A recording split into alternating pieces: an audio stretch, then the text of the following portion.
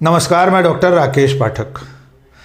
मध्य प्रदेश में विजयपुर विधानसभा सीट का उपचुनाव बीजेपी के लिए हारना बड़ी आफत का सबब बन गया है।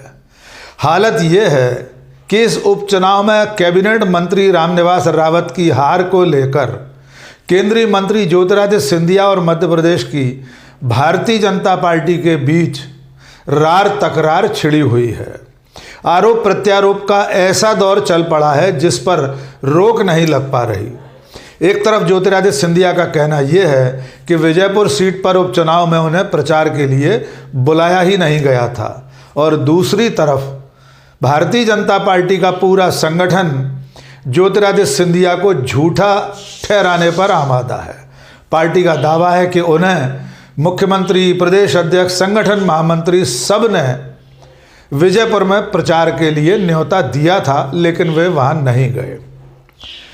आइए आपको पूरा मामला सिलसिलेवार बताते हैं। आप जानते हैं कि पिछले दिनों महाराष्ट्र और झारखंड के विधानसभा चुनाव के साथ मध्य प्रदेश की 2 विधानसभा सीटों पर उपचुनाव हुआ था। इनमें से सबसे प्रतिष्ठापूर्ण सीट थी श्योपुर जिले की विजयपुर विधानसभा सीट। वहां पर कांग्रेस छोड़कर बीजेपी में आए रामनिवास रावत बीजेपी के प्रत्याशी थे। वे बिना विधायक बने डॉक्टर मोहन यादव की सरकार में कैबिनेट मंत्री भी थे। दूसरी तरफ उनका मुकाबला कांग्रेस के प्रत्याशी मुकेश मल्होत्रा से था। लेकिन इस चुनाव में रामनिवास रावत 7,300 से ज़्यादा वोटों से कांग्रेस के प्रत्याशी मुकेश मल्होत्रा के हाथों हार गए। उनकी हार भारतीय जनता पार्टी के लिए एक बड़ा झटका साबित हो रही है।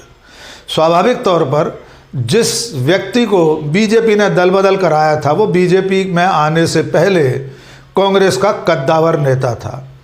रामनिवास रावत ग्वालियर चंबल अंचल के कांग्रेस के एक बड़े नेता रहे हैं। वे 6 बार इसी विजयपुर विधानसभा सीट से कांग्रेस के टिकट पर विधायक चुने जाते रहे। वे कांग्रेस की सरकार में मंत्री भी रहे थे। वे मध्य प्रदेश कांग्रेस कमेटी के कार्यकारी प्रदेश अध्यक्ष भी थे। और जब 2020 में ज्योतिरादित्य सिंधिया ने कांग्रेस छोड़ी थी तब वे उनके साथ नहीं गए थे, जबकि रामनिवास रावत सिंधिया खेमे के ही माने और जाने जाते थे। 2023 के विधानसभा चुनाव में भी रामनिवास रावत कांग्रेस के टिकट पर इसी विधानसभा सीट से चुनाव जीते। लेकिन उसके बाद जिस वक्त लोकसभा चुनाव चल रहा था तब रामनिवास रावत ने अचानक कांग्रेस पार्टी छोड़ दी। उसके बाद वे भारतीय जनता पार्टी में शामिल हो गए। एक बड़ी आम सभा में मध्य प्रदेश के मुख्यमंत्री डॉक्टर मोहन यादव, प्रदेश अध्यक्ष विष्णुदत्त शर्मा, डॉक्टर नरोत्तम मिश्रा और तमाम दिग्गज नेताओं की मौजूदगी में रामनिवास रावत ने बीजेपी की सदस्यता ले ली। उसके बाद वे विधानसभा की सीट खाली करने के लिए मजबूर हो गए, क्योंकि दल बदल कानून के चलते वे कांग्रेस पार्टी के टिकट पर विधायक बनने के कारण विधायक नहीं रह सकते थे। उन्होंने विधानसभा की सदस्यता छोड़ी, लेकिन भारतीय जनता पार्टी की सरकार में वे बिना विधायक के कैबिनेट मंत्री बना दिए गए। उसके बाद उन्हें 6 महीने के भीतर विधायक बनना अनिवार्य था। उपचुनाव में वे बीजेपी के टिकट पर चुनाव लड़े और हार गए। अब इस हार के बाद सबसे पहले तो रामनिवास रावत ने बीजेपी के कुछ नेताओं पर ठीकरा फोड़ा। बिना नाम लिए ये कहा कि बहुत से बीजेपी के नेता नहीं चाहते थे कि मैं चुनाव जीतूं, इसलिए उन्होंने अंदर खाने काम नहीं किया। उसके बाद वे दार्शनिक लहजे में ये भी कह रहे हैं कि जब आदमी का समय खराब आता है तो उसका साया भी साथ छोड़ देता है।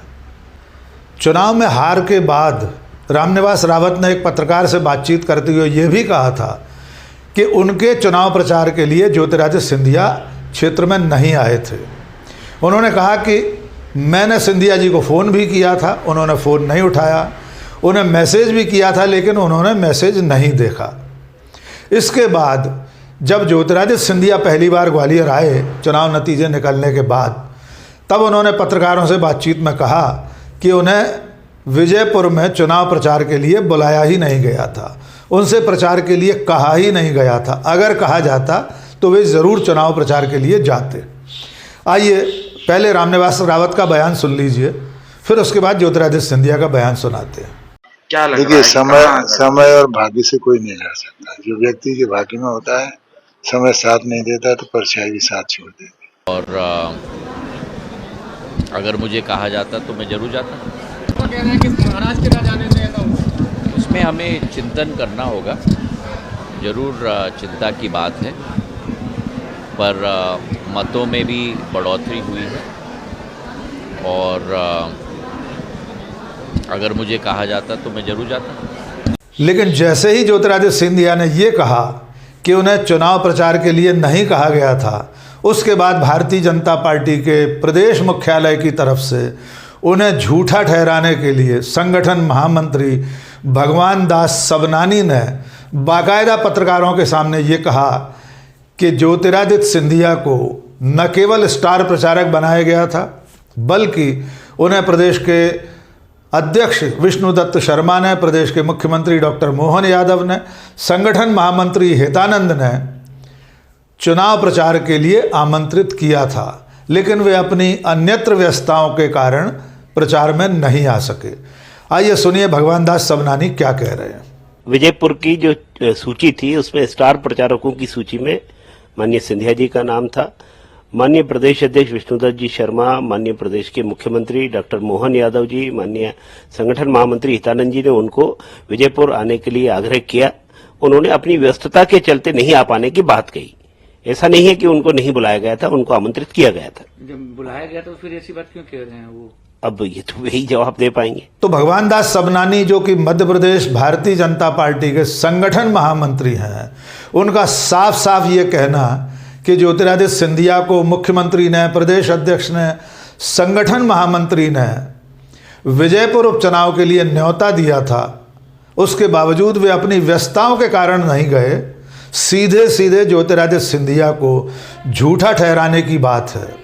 यानी सिंधिया का ये दावा गलत है कि उन्हें चुनाव प्रचार के लिए नहीं कहा गया था।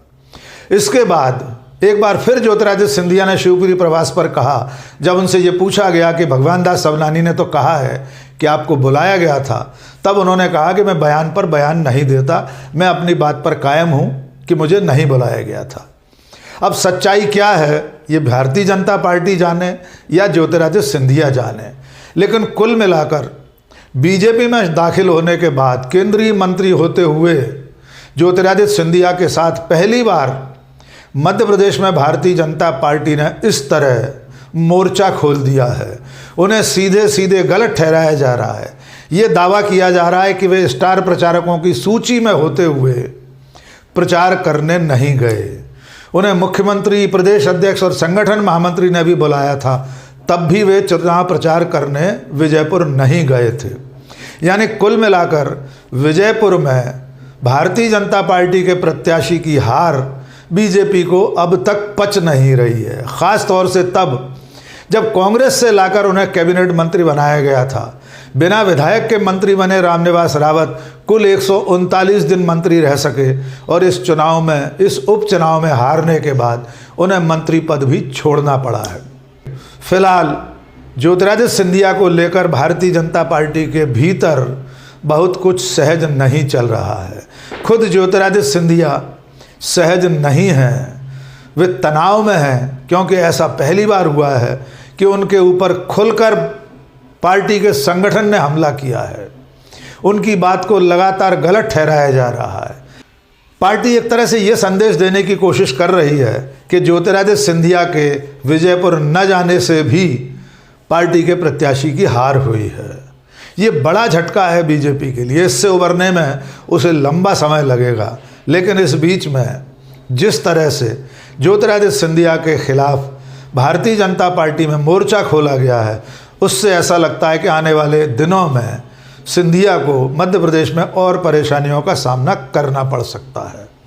वे दल बदल के बाद से लगातार ऐसी अलग अलग घटनाओं में बीजेपी के भीतर से अंतर्विरोधों का सामना करते रहे हैं, लेकिन ये पहली बार है कि पार्टी का संगठन सीधे सीधे प्रेस कॉन्फ्रेंस करके ज्योतिरादित्य सिंधिया की बात को नकार रहा है, उन्हें झूठा ठहरा रहा है, उन्हें गलत बता रहा है।